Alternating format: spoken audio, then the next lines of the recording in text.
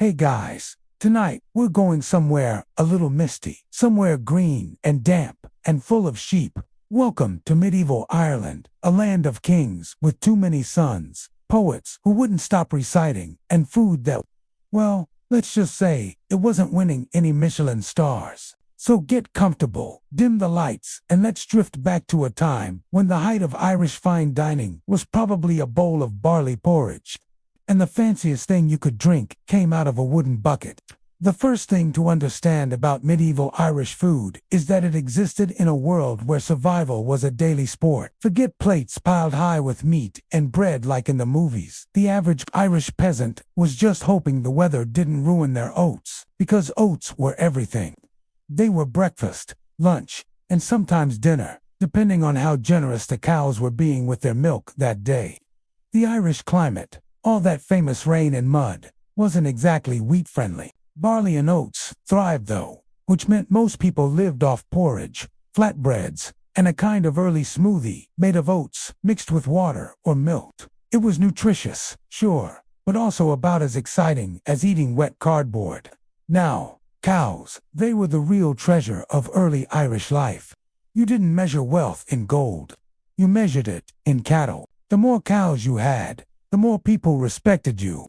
Cows gave milk, butter, cheese, and sometimes meat, but killing one was a big deal. It was like selling your car just to get a nice meal. People preferred to keep their cows alive and milked rather than roasted. So meat was a luxury, reserved for kings, warriors, or feasts. The rest of the time, people got creative with dairy. Think curds, buttermilk, and a cheese so hard it could probably double as a weapon.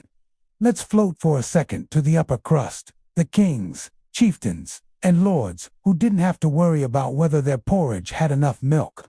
Medieval Irish nobility lived large when it came to feasts. Picture this: long wooden halls lit by smoky fires, harps playing softly, and platters of roasted boar, venison, salmon, and stews bubbling in iron cauldrons.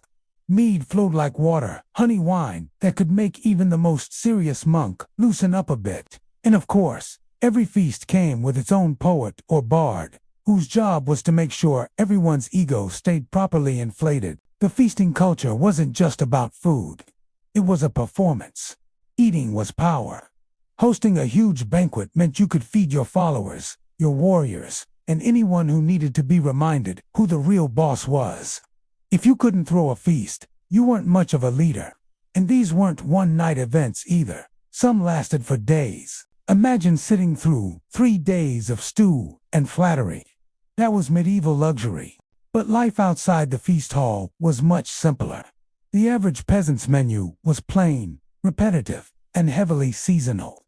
In summer, they might get fresh vegetables like leeks, onions, cabbage, and turnips. In winter, it was back to dried fish, smoked meat, and endless oats. The Irish were big on boiling things. Everything went into a pot, meat, veggies, grains, and was simmered until it turned into something resembling a grayish stew.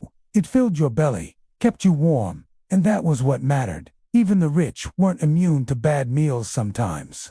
Food preservation wasn't exactly an art form yet, and Ireland's damp climate didn't help. Salt was precious, so when meat went off, you just added more herbs and hoped for the best. It's not hard to imagine a king pretending to enjoy a questionable roast boar while a bard sang about his bravery. Let's drift now toward the people who made all this possible: the farmers, the herders, and the cooks. Because behind every noble feast was someone elbow-deep in dough or ash, trying to make something edible out of what the land provided. The cooks of medieval Ireland didn't have fancy kitchens or ovens. Most of the time, food was cooked over open fires in large pots or on flat stones heated by embers. Bread was often baked on these stones, forming rough, dense loaves that could last for weeks if you were desperate, and probably double as a doorstop if you weren't. Even drinks were practical. Fresh water wasn't always safe, so people drank ale, mead, or a kind of thin beer made from barley. Not to get drunk, though that happened plenty, but because it was safer than the alternative. And while wine did make its way into Ireland, It was imported and expensive. So, if you were sipping wine in medieval Ireland, congratulations, you were probably important enough to have your name in a chronicle somewhere. And yes, let's not forget the monks. The monasteries of Ireland were like tiny islands of culinary innovation. They grew herbs, brewed ale, and kept bees for honey. Monks were known to eat better than most peasants, though they pretended it was all humble living. Their simple meals often included fish, cheese, bread, and vegetables. Basically, the medieval version of health food.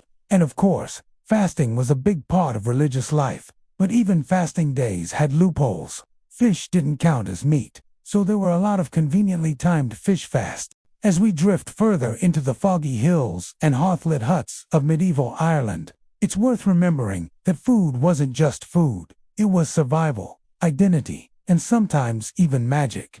The Irish people had a curious relationship with what they ate. They didn't just see meals as nourishment. They saw them as part of the spiritual rhythm of life, tied to the seasons, the gods, and the unpredictable moods of nature. Every meal, even the humblest bowl of oats, carried traces of belief. Before eating, some families whispered blessings, not out of ritual politeness, but genuine concern. The idea was that if you didn't thank God for your food, or in earlier pagan times, the spirits of the land, something might go wrong. Your cow might stop giving milk, your oats might rot, or the fairies might decide to borrow your butter. Butter theft, by the way, was a big deal in Irish folklore. People genuinely feared that fairies or witches would steal their butter-making luck. There were even butter charms, little rhymes muttered while churning to keep mischief at bay. It's kind of poetic, really. In a world where your next meal depended on weather, luck, and the health of your cows, adding a touch of superstition gave people a sense of control. It made the chaos of medieval life just a little easier to swallow, literally. But not everything was mystical. A lot of it was just hard work. Most peasants spent their days maintaining small farms called raths, or ringforts, which were basically circular enclosures surrounded by earthen walls. Inside were the family's hut, their animals, and their food stores. Daily life revolved around tending to livestock and crops. There were no weekends, no real breaks. If you didn't work, you didn't eat. And if you got sick or had a bad harvest, well, let's just say generosity wasn't always an option. Still, the Irish countryside was rich in natural resources. Rivers teemed with fish, the coasts offered shellfish and seaweed, and forests provided game for those daring enough to hunt. Wild berries, hazelnuts, and mushrooms found their way into meals, though mushrooms were approached with suspicion. People weren't exactly confident in their ability to tell which ones would nourish you and which ones would make you see angels. And then there was honey. Sweet, golden, and highly prized. Bees were almost sacred in Irish culture. They were said to be messengers between this world and the next, and disturbing a hive without reason was considered a terrible idea. Honey-flavored mead sweetened porridge and was even used in medicine. If you had a sore throat, you'd get a mix of honey and herbs, which probably worked better than most medieval remedies that involved things like powdered bones or snail water. Speaking of drinks, water wasn't always your friend. Streams could carry disease, so most people went for ale or milk-based drinks instead. Ale was usually weak, more like a liquid bread than something meant for celebration, but it was safe, filling, and oddly comforting on cold days when the wind howled across the hills. Let's glide now toward the nobility again, the people who didn't just eat to live, but lived to eat. Medieval Irish lords threw feasts that were half political meeting, half musical marathon. The guests reclined in wooden halls hung with animal skins, their cups filled, their bellies full, their egos even fuller. Feasts were where alliances were made, grievances were solved, and reputations were cemented. There's a delightful irony in how these grand events were remembered. Chronicles would describe the generosity of a king who fed hundreds, but never mentioned the servants who spent hours turning spits over open fires or washing greasy wooden plates afterward. The smell must have been something: roasting meat, burning peat, and a faint background note of spilled ale and sweat. A real medieval perfume. Food also played a major role in social order. There were actual food laws, part of a system called the Brehon laws, that dictated what people could eat based on their status. A noble might have the right to fine white bread and meat, while a peasant's due was coarse oatcakes and broth. You could literally tell how important someone was by what sat on their plate. Even hospitality was regulated. If a traveler came to your home, you were legally bound to feed them, whether they were a poet, a monk, or just someone passing through. Refusing them food could damage your reputation, or even get you fined. The Irish took hospitality seriously. Sharing food wasn't just kindness. It was an expectation. And yet, even in this structured world, famine was always a shadow. One bad season could turn abundance into desperation. It's a quiet truth about medieval life. One failed crop, one disease among cattle, and whole communities would go hungry. People stored what they could, drying fish, salting meat, or burying grain in pits lined with straw.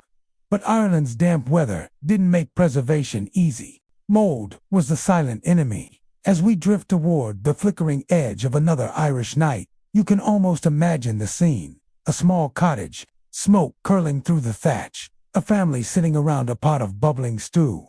The day's labor done, the wind soft against the walls, and the sound of rain outside like a lullaby. For all the hardship, there was still comfort, warmth, food, and the company of others. And while kings feasted on venison and nobles on fine bread, most Irish families ended their day the same way, quietly, with something simple in a wooden bowl, grateful to have enough to last until morning. Now, let's drift a little deeper into how food wasn't just sustenance, but symbolism, because in medieval Ireland, every bite had meaning, and every feast had a message, even if it was just, "I'm richer than you." In medieval Ireland, food wasn't just about eating, it was storytelling, diplomacy, and identity, all served on a platter. The dishes people shared said something about who they were, where they came from, and how much power they held. A loaf of bread could define class, and a pot of stew could carry centuries of tradition. Take bread, for example. It wasn't all created equal. White bread was a luxury, reserved for nobles who could afford the fine wheat flour imported from England or milled from their own estates. The peasants, meanwhile, had to make do with darker loaves, coarse, dense, and made from oats or barley. Still, it filled the stomach and kept you working, which was all that really mattered when daylight itself dictated your schedule. And while bread might have separated the classes, butter united them. The Irish were famously obsessed with it. So much so that there's still ancient butter buried in bugs. People stored large quantities underground to keep it cool, and over time, it became bog butter, preserved for centuries in the peat. Modern archaeologists have found chunks of the stuff, still smelling faintly of dairy and earth, like the ghost of a meal that time forgot. It's oddly poetic. Food, meant to last a season, ends up lasting a millennium. For nobles, butter wasn't just food, it was wealth. The more butter you had, the more prosperous your household appeared. Butter was even used to pay rents or settle debts, a creamy kind of currency that could buy favor or forgiveness. There's something wonderfully absurd about imagining a chieftain negotiating tribute in tubs of butter. But that's exactly how practical the medieval mind could be. Meat, of course, was the star of any noble feast. Venison, pork, beef, mutton, it was all roasted over open fires, basted with honey or herbs, served on wooden trenchers that soaked up the juices. The wealthy loved to flaunt their abundance through meat. But for the average farmer, meat was a rare luxury, eaten mostly during festivals or when an animal was too old or sick to keep. Every part was used, from the tongue to the hooves. Waste was a modern invention. Back then, nothing was thrown away if it could fill a belly. Fish played an equally vital role, especially during fasting days. Christianity brought with it an endless calendar of restrictions, days when eating meat was forbidden. So fish became the saving grace. Rivers and lakes shimmered with trout and salmon, while the coasts offered herring, cod, and shellfish. People dried or smoked fish to make it last through the lean months, often storing it alongside seaweed, which was surprisingly popular. The Irish called it delicacy, and it was eaten fresh, dried, or even fried. Today, we might think of seaweed as a trendy health food, but back then, it was survival cuisine. Then there was dairy, the true heart of Irish cuisine. Milk, cream, cheese, curds, and of course, butter. Cows weren't just livestock, they were status symbols. There were poems written about cows. Raids were fought over them. Losing your cattle was like losing your fortune. A well-fed cow meant a well-fed family, and milk could be turned into all sorts of life-sustaining forms. People drank it fresh, fermented it into sour milk, and turned it into a thick, tangy drink that might remind you of yogurt except chunkier. Even drink was symbolic. Ale, the humble beverage of peasants, was made from barley or oats, brewed weak enough to drink daily without falling over. Nobles had access to imported wine, but it was expensive and rare, so even they often turned to honey, mead sweet, golden, and intoxicating in every sense. Mead making was almost an art form, the honey infused with herbs, berries, or even spices. When served at banquets, it symbolized generosity, prosperity, and good cheer. And in a world where life could be brutally short, a little cheer went a long way. Meals were also a performance of respect and hierarchy. At a noble feast, guests didn't just grab a seat. They were seated according to rank. The higher your status, the closer you sat to the host and the warmer the fire. Lower guests were placed further away, near the doors where the cold drafts slipped in. Even the order of serving dishes was deliberate. The choicest cuts of meat went to the highest-ranking guests first, followed by everyone else. Imagine waiting for your turn while someone carved up a roast deer a few feet away, hoping there'd still be something left by the time the platter reached you. And yet, amid all this structure, Irish meals still carried a kind of warmth. Hospitality wasn't just etiquette, it was sacred. A traveler could knock on any door, and by law and tradition, they'd be given food. Refusing a guest was more than rude. It was dishonorable. The Irish had a word for the deep generosity tied to hosting failed. A welcome not just spoken, but lived. Picture it for a moment. A smoky hall, the flicker of firelight, a harp playing softly in the corner. Platters of meat, bowls of butter, loaves of bread steaming from the hearth. The air thick with laughter and the low hum of conversation. This was the good life by medieval standards: food, warmth, and the illusion that tomorrow's worries could wait. Of course, not every meal was a feast. Most days were humble porridge for breakfast, a little bread and broth for dinner, maybe some fish if you were lucky. But even then, every bite tied people to the land, to their faith, and to each other. It wasn't glamorous, but it was grounded. And as the fire burned low, the last bits of bread shared, and the guests drifted into stories of kings, heroes, and ancient feasts of their own. You can almost feel the rhythm of medieval Ireland settling again. Food wasn't just sustenance, it was memory, identity, and survival woven together in one slow, simmering pot. Food in medieval Ireland wasn't just about nourishment, it was part of a living rhythm that tied people to the seasons. Every meal echoed the land itself, shaped by weather, faith, and whatever nature decided to allow that year. There were no supermarkets, no warehouses of stored goods waiting in reserve. When the harvest was bad, you felt it in your stomach. When the cows stopped giving milk, you adjusted your meals and your prayers accordingly. Life moved in cycles, and food was the pulse of that cycle. The calendar revolved around seasonal abundance and scarcity. In spring, when fresh greens and herbs first appeared, meals brightened up a little. After a long winter of dried grain, salted meat, and whatever roots hadn't rotted in the cellar, the first wild garlic or nettle soup must have tasted like a small miracle. People gathered dandelion leaves, sorrel, and leeks, blending them into broths that smelled faintly of earth and renewal.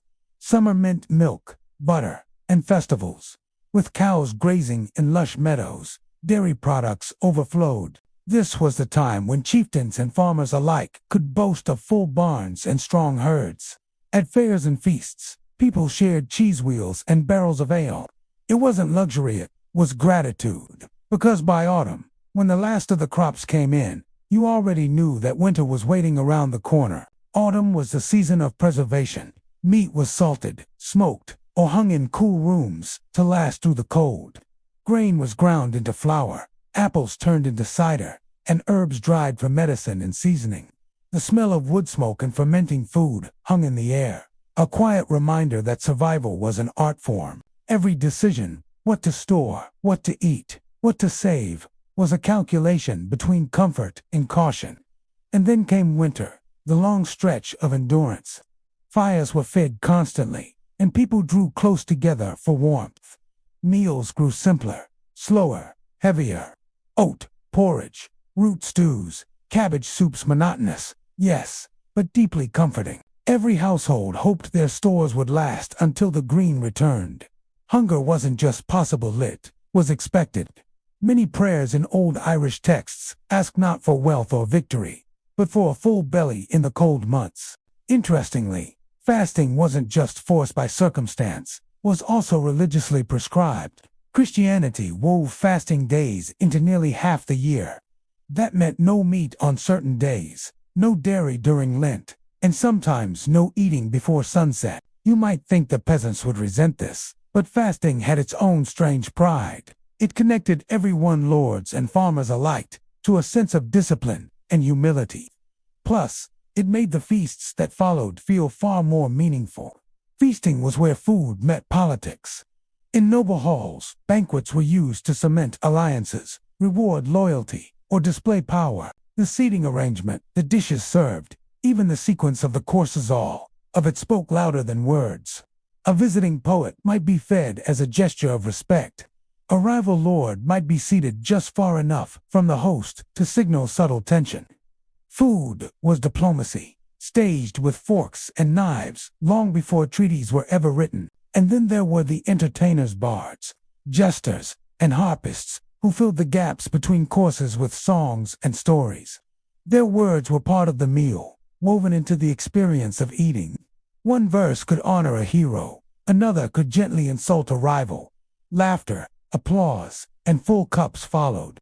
It was performance as nourishment, a reminder that storytelling itself was sustenance. What's fascinating is how equal parts, humble and ritualized, it all was.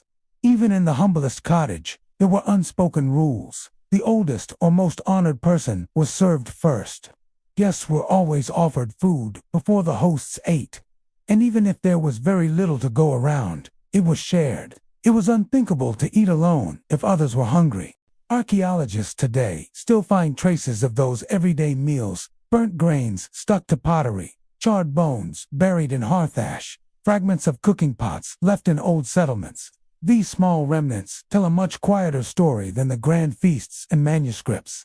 They speak of repetition, care, and continuity. The same oat porridge, stirred by the same kind of wooden spoon, generation after generation. And through all of it, there's this undercurrent of practicality. Medieval Irish people weren't romantic dreamers. When it came to food, they were realists. They understood that nature could be generous one year and cruel the next. So they built habits of sharing, storing, and adapting. If the fish weren't biting, you turned to milk. If the milk soured, you turned it into curds. If all else failed, there was always porridge. Somehow, that balance between feast and famine shaped not only how people ate, but how they thought about life itself. Nothing was taken for granted. Not bread, not butter, not even the warmth of a shared meal. Food was gratitude made tangible. As you imagine those long, candlelit dinners and smoky kitchens, it's easy to see why Ireland's food culture became so deeply rooted in tradition. Every flavor carried memory. Every meal was a small act of endurance. And even now, centuries later, that rhythm still echoes in Irish kitchens: the slow simmer, the patient waiting, and the quiet satisfaction of a meal shared before the fire.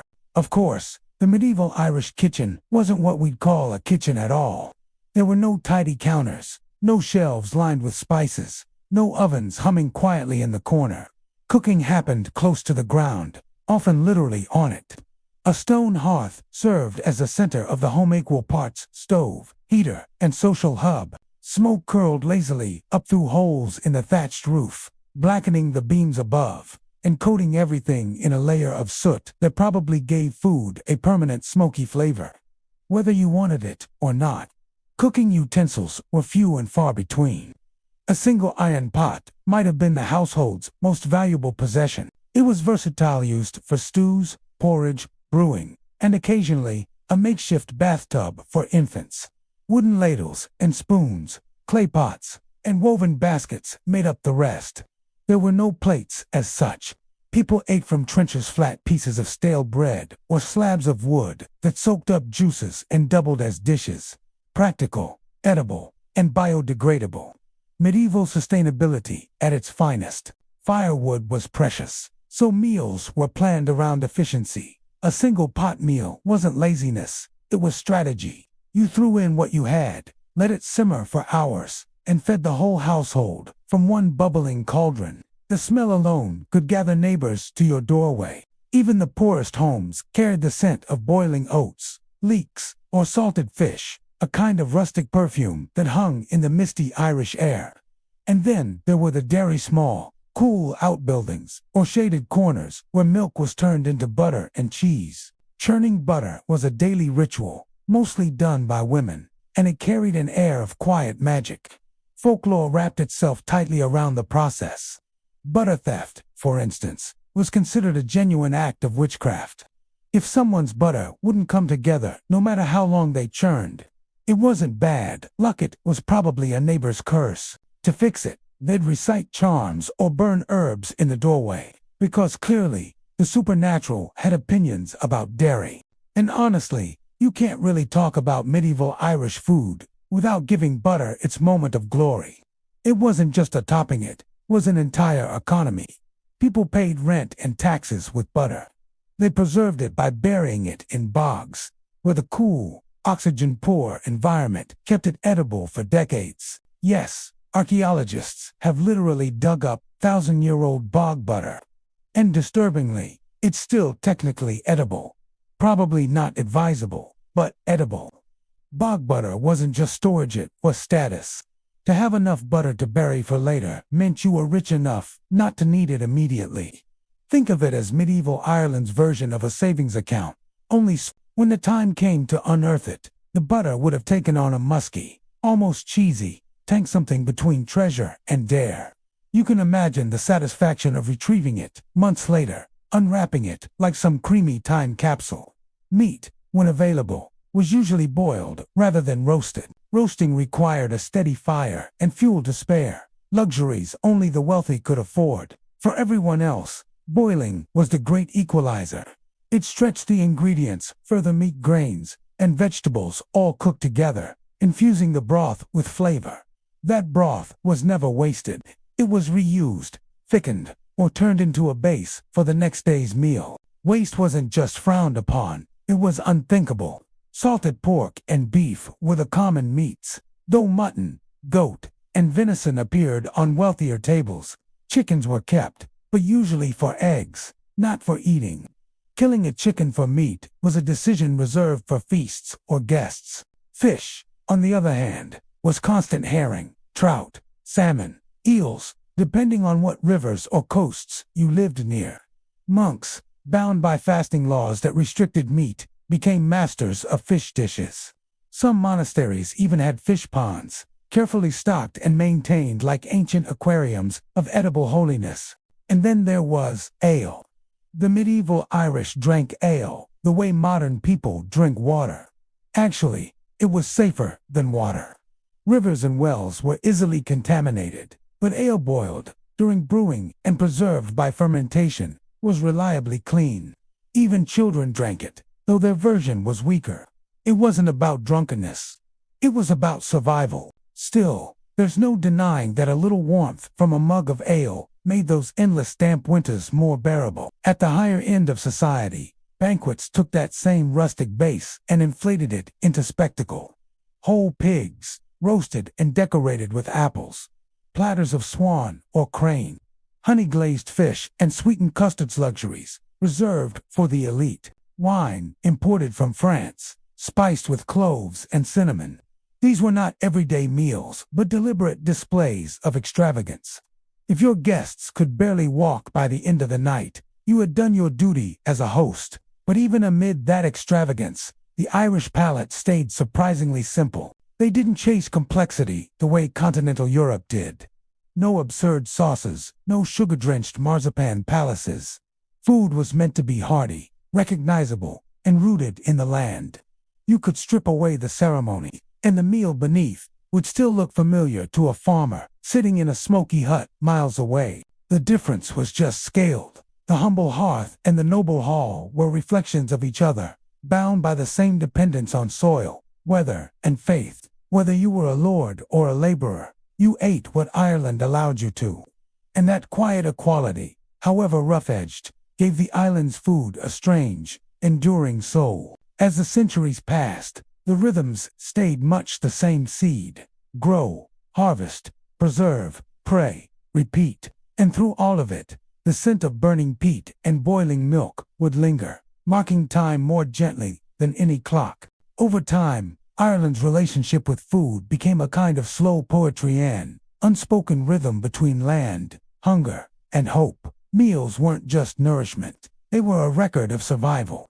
Every loaf of barley bread, every ladle of oat stew, carried the weight of generations who had worked the same damp soil, fought the same battles against rain, wind, and bad luck. And if you squint a little, you can almost see an entire culture built around quiet endurance, spoonful by spoonful. Still, let's be honest, being a peasant wasn't some romantic countryside daydream.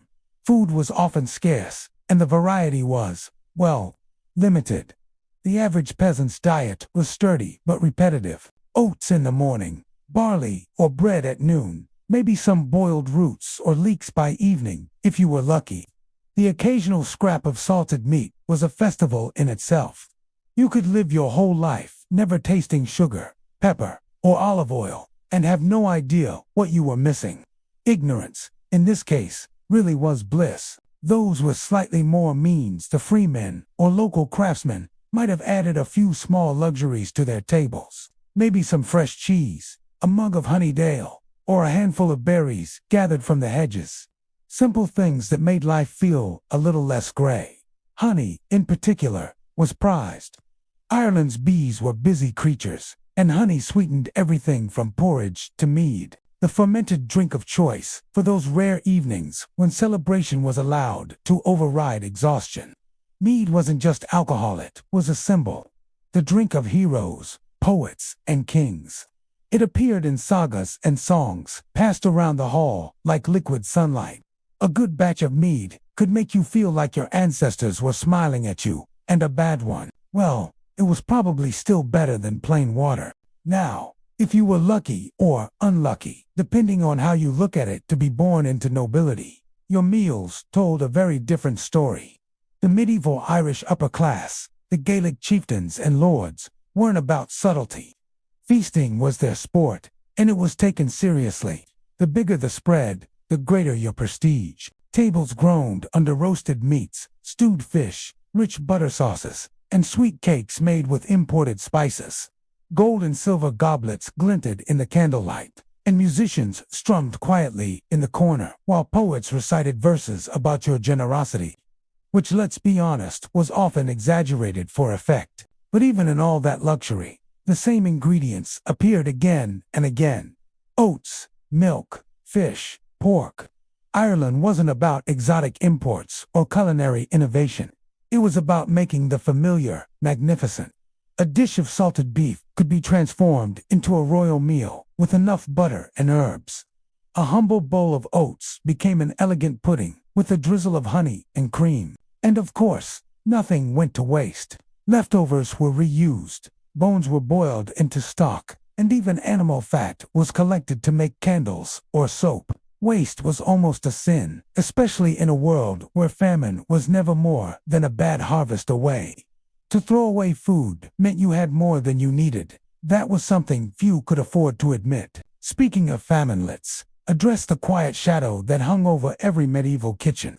Ireland's soil was generous but moody.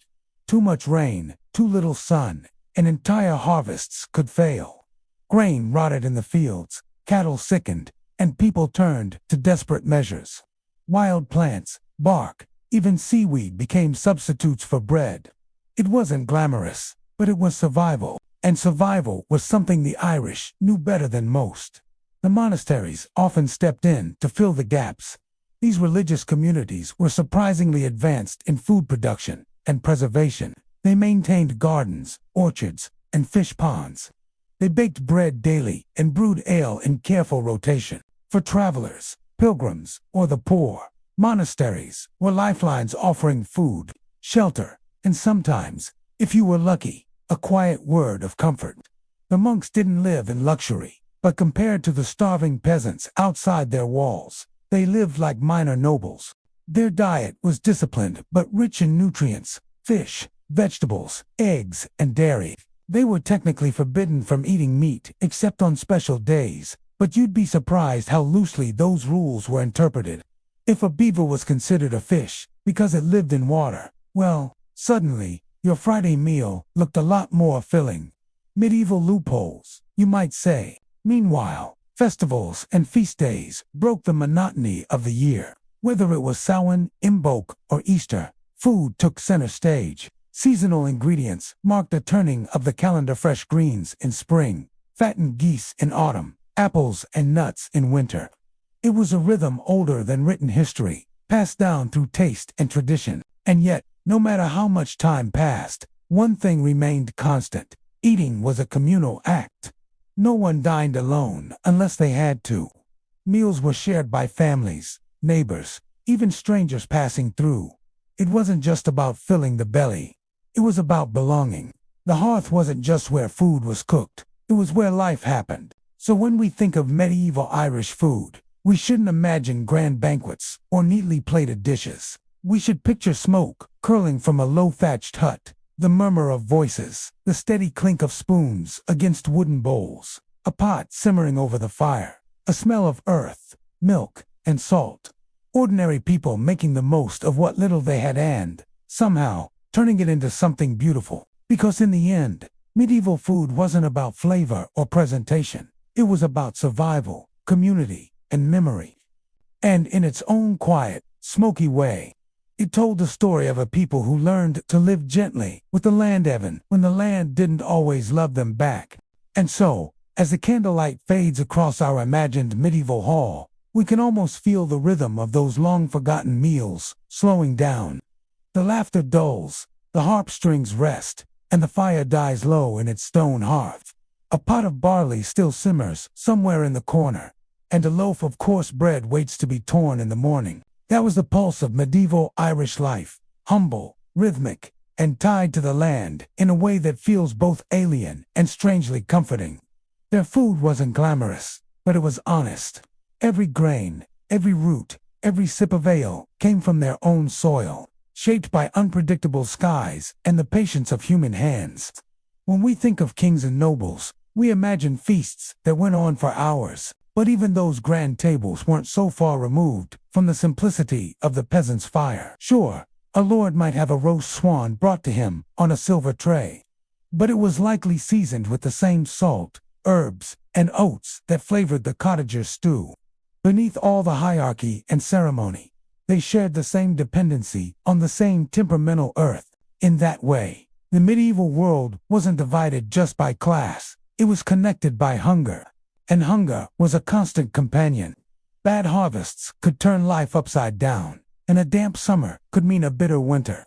For peasants, survival meant balancing what little they had with hope that the next season would be kinder. For nobles, abundance brought its own kind of absurdity: elaborate displays of gluttony, waste, and strange food customs designed to show power more than taste. It was a world where showing that you could waste food was the ultimate flex. And yet, even then, their cooks still turned back to the same basic ingredients, because Ireland's bounty, though modest, was all there was. Imagine sitting by a smoky hearth, your bowl filled with something warm and plain, maybe oats or barley, maybe a bit of butter, if fortune smiled. You take a bite, and it's bland, but familiar. Outside, the wind moves through the trees, and somewhere, in a manor not too far away, someone else is eating, maybe on gold. maybe on wood, but still, eating the same earth's gift. Over time, famine and conquest would change Ireland's relationship with food. The Norman invasion, English colonization, and later agricultural shifts turned sustenance into struggle. But back in the early medieval days, before the centuries of turmoil that followed, there was still a kind of quiet balance, a rhythm between people and the land that fed them. It wasn't perfect, it wasn't luxurious, but it was deeply human. And that's the sleepy beauty of it all. The way even the smallest, simplest bowl of porridge carries a story. Behind every crumb of bread, there's a chain of hands, from field to fire to table, all working under the same uncertain sky. So tonight, as you drift off, picture that world not as distant or strange, but as a mirror, a reminder that our modern comfort once began in the same soil, in the same hunger, in the same quiet gratitude for the warmth of a meal shared in the dark. Sleep well, traveler. The fire's gone out, the dishes are done, and the night, finally, is full. If you wandered through an early medieval Irish settlement at dawn, the smell of breakfast would hit you long before you saw the smoke. It wouldn't be bacon or fried eggs. Of course, that was a luxury. More likely, it was the scent of oats simmering in water, maybe sweetened with a touch of honey or thickened with a splash of milk if the household had a cow. For most people, porridge wasn't just breakfast, it was the baseline of life. Oats grew well in the damp Irish climate, and unlike wheat, they didn't demand perfect soil or endless sunlight. They were patient, like the people who depended on them. Even the act of cooking felt communal. Large cauldrons hung over the fire, where porridge bubbled next to soups and stews.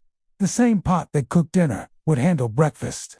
The same wooden spoons passed from one hand to the next. And in a strange way, that shared simplicity made life steadier. Meals weren't occasions to show off. They were moments to survive together. Still, the upper classes loved to separate themselves in every way they could. The nobles had cooks who took basic ingredients and tried to make them taste extravagant. Venison, roasted boar, salmon from the rivers. These were the kinds of dishes that turned heads at a feast. But for every noble who dined under candlelight, there were hundreds of farmers eating quietly in the flickering glow of their own hearths. The line between wealth and poverty in medieval Ireland was less about what you ate and more about how much of it you could afford to waste. And food waste, believe it or not, was practically a medieval status symbol. The more leftovers a lord could toss out, the richer he looked. It wasn't about flavor, it was about flexing abundance. There are records describing nobles who demanded tables groaning with food just to show their power. Roasted fowl, pies stuffed with everything from rabbit to raisins, and butter in obscene quantities. Butter was almost currency, stored in barrels and even buried underground to preserve it, a kind of edible wealth. But out in the countryside, butter wasn't excess, it was gold. Families made it carefully, churning cream from their cows, then storing it in wooden tubs or animal bladders. A good year meant extra butter for trade. A bad year meant a lot of empty bread. People learned to adapt. They used every part of an animal, every scrap of grain. Even seaweed, like delicacy and carrageen moss, made its way into soups and broths. Because nature gave what it could, and nothing was wasted if it could fill a stomach. Meals were also timed by daylight, not the clock. Breakfast came after the animals were tended. Dinner, the main meal, happened in the middle of the day, when there was still light to see by. Supper, if you were lucky enough to have it, was small, just a bit of leftover grain or broth before the darkness took over. And when darkness came, it came hard. The only light was from the hearth, the soft orange flicker that turned the cottage walls golden and cast long shadows across the floor. People sat close, not for comfort but for survival, eating in silence or soft conversation, knowing that tomorrow would be the same work. Eat, sleep, repeat. But there was a rhythm to it that was oddly peaceful. In a world without noise, screens, or rush, food was the one thing that grounded everyone. Whether you were a monk stirring ale in a monastery kitchen, a fisherman gutting his catch by the shore, or a farmer scraping oats into a pot, each person took part in a quiet ritual that bound the island together. And somehow, that simple, predictable rhythm one fire, one meal, one shared table was what made life bearable. Of course, not everything about Irish food was humble and wholesome. There were moments when feasting became a full-blown performance, a political theater of roasted meat and overflowing ale jugs. The great halls of Irish chieftains weren't just dining rooms. They were stages. The bigger the feast, the greater the reputation of the host. Food wasn't simply sustenance. It was power, influence, and a public declaration that you could provide and therefore rule. Imagine a smoky timber hall, long tables stretching the length of it, candles dripping wax into half-empty cups, dogs weaving through the legs of guests in search of dropped bones. Music filled the air, harps, flutes, the low hum of voices that carried the warmth of drink, platters of roasted venison, bread loaves as big as helmets, and bowls of curds or honeyed milk passed from hand to hand. For one night, hunger didn't exist. Only status did. And yet, even at those feasts, food followed hierarchy.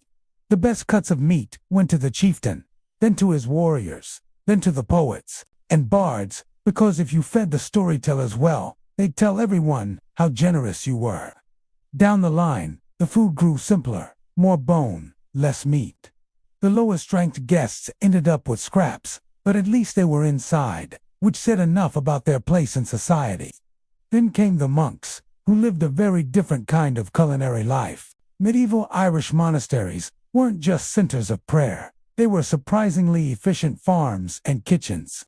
Monks kept bees for honey, raised cattle, and grew vegetables and herbs in walled gardens. Their meals were simple: bread, broth, cheese, maybe fish on good days. Fasting was frequent, not only for spiritual reasons, but because the food supply was unpredictable. Still, they brewed ale, both for nourishment and for trade, since water could be unsafe and ale was a safer bet. Ale, by the way, was not a party drink in medieval Ireland. It was everyday hydration. Everyone drank it, even children, though it was weaker than modern beer. It had just enough fermentation to keep bacteria at bay. So, when people toasted each other in smoky halls or at small cottage tables, they weren't being indulgent, they were being practical. Interestingly, the medieval Irish also took great pride in dairy. Milk wasn't just a drink, it was part of their identity. Travelers often wrote about how much milk and butter the Irish consumed, sometimes describing it with equal parts amazement and judgment. In a land where grain could fail and game could vanish, cows were life itself. Losing one wasn't just bad luck, it could mean starvation. Seasonal eating was another quiet rule of survival. What you ate depended entirely on what the land offered at that time. Spring meant fresh greens and herbs. Summer brought milk and butter in abundance. Autumn was for meat and grains. Winter, the season of endurance, relied on what had been stored or salted. There were no imports, no spices from distant lands unless you were among the elite, and even then, a pinch of pepper could cost a fortune. But for all its hardship, there was an earthy honesty in the Irish table. Food came directly from the land and sea that surrounded them. New disguises, every meal was a reflection of the season, the soil, and the people who worked it. It's hard not to find something peaceful in that simplicity. Let's drift now into the darker corners of medieval survival, the times when food ran out, and creativity, or desperation, had to take its place. Famine wasn't a rare visitor in medieval Ireland. It was more like an unwelcome relative who showed up every few years and refused to leave. The weather could shift without warning. Crops could rot in the fields. Cattle diseases could sweep through herds. And suddenly, the whole balance of daily life was gone. When that happened, food became more than nourishment. It turned into a test of patience, community, and sometimes morality. In the worst years, people turned to what was available: roots, nettles, seaweed, bark. Chronicles from the Middle Ages quietly mention these desperate measures, often with understatement, as though the writers didn't want to dwell on the details. But those small notes reveal how fragile the relationship with food really was. For people who depended so heavily on the land, a single failed harvest meant catastrophe. And yet, even in scarcity, the Irish had remarkable ingenuity. Coastal communities gathered shellfish, harvested kelp, and dried seaweed for storage. Inland, they foraged wild berries, nuts, and herbs, and hunted small game. Survival was less about abundance and more about adapting to the whims of nature, a pattern that lasted centuries. Cattle raids, yes, actual raids for cows, became a part of life and literature. Cows weren't just livestock. They were currency, status symbols, and survival tools. Stealing cattle wasn't just theft. It was economic warfare. Whole sagas were written about daring cattle raids, complete with heroes, villains, and the occasional bard trying to make it sound slightly nobler than it probably was. It's funny to think that an entire heroic tradition sprang from people fighting over milk on legs. Meanwhile, in monastic kitchens, famine looked a bit different. Monks rationed grain carefully, storing it in stone silos and using herbs to stretch thin stews into something resembling meals. Their gardens became sanctuaries of survival, small walled patches of green that produced the bare essentials of life. Even in scarcity, discipline ruled the table. The contrast between rich and poor grew sharpest during those hungry months. Nobles could rely on their stores, trade, or even tax their tenants for food, while peasants faced the full brunt of nature's mood swings. Yet, communities often came together to share what little they had. Communal feasts, though rare, still occurred in gratitude when the harvest returned, quiet celebrations of endurance. And through all this, superstition simmered beneath the surface. People believed famine wasn't just a physical event, it was spiritual punishment, the result of sin or neglect of the old rituals of gratitude. Offerings might be made, prayers recited, hoping to coax favor from heaven or ward off whatever curse had fallen upon the land. Food, in that sense, wasn't just sustenance. It was sacred. When the rains returned and the fields finally offered something edible again, relief came not with grand feasts, but with quiet meals, bread, milk, porridge, ordinary food, made precious by its return.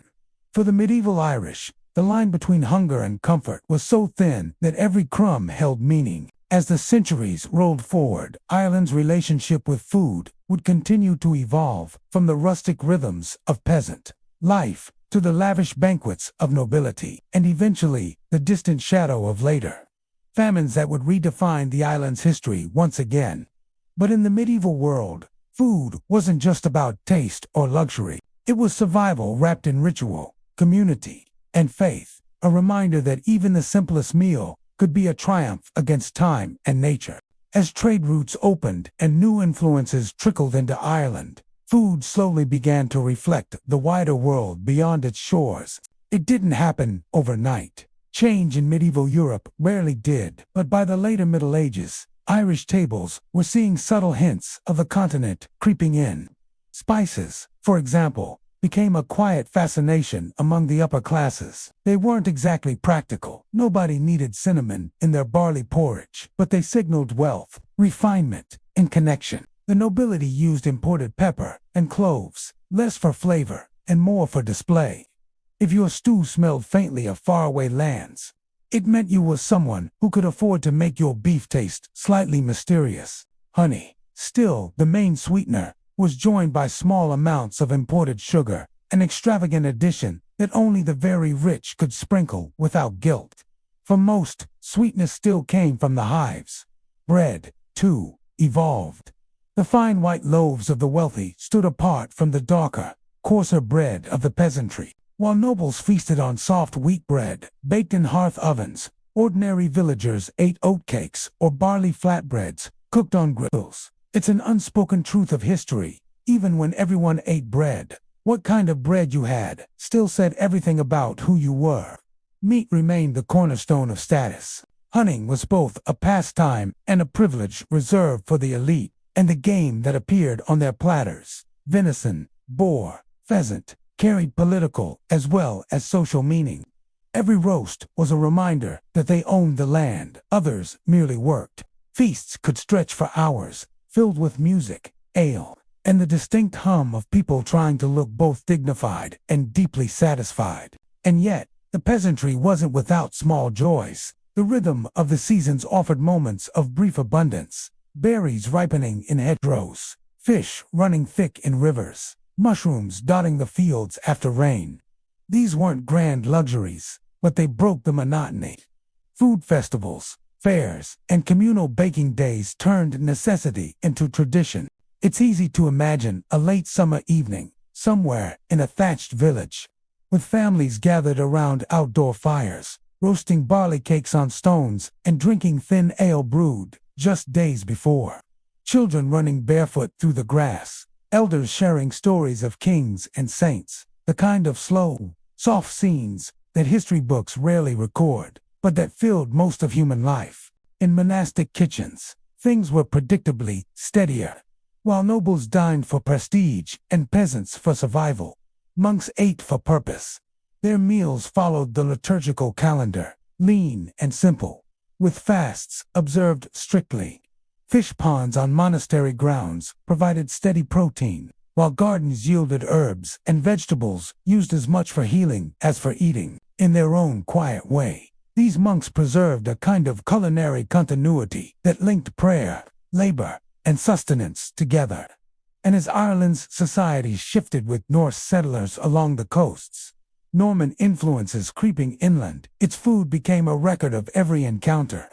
New cooking methods, new crops, even new attitudes toward feasting found their place in the mix. Each invasion left behind something edible. Each cultural clash left a flavor. By the time the medieval age began to fade, Ireland had built a culinary identity that was both humble and intricate. One that spoke of rain-soaked fields, faithful herds, and a people who understood that survival wasn't about excess, but about balance. Their food might not have been fancy, but it told their story better than any crown or chronicle ever could. As centuries rolled forward, that quiet relationship between the Irish people and their land deepened. The medieval world gave way to something slightly more organized, slightly more connected, yet still rooted in the same rhythm of soil and sky. The way people ate remained a mirror of who they were, modest, resourceful, and surprisingly sophisticated in their simplicity. In the villages, meals still centered around what could be grown or gathered close to home. Porridge, stews, and flatbreads filled most days, flavored not with luxury, but with care. Every ingredient mattered. Every scrap was used. It wasn't wastefulness that shaped medieval Irish cooking. It was gratitude. Food wasn't just a necessity. It was part of the quiet thread that tied families, neighbors, and even strangers together. For nobles and kings, dining evolved into ceremony.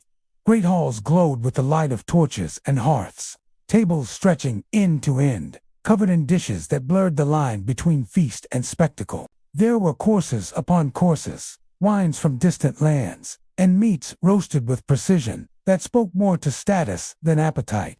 But beneath all that pomp, the same barley, the same butter, the same honey that sustained the peasants still made its way onto royal plates, dressed up, perhaps, but unmistakably Irish.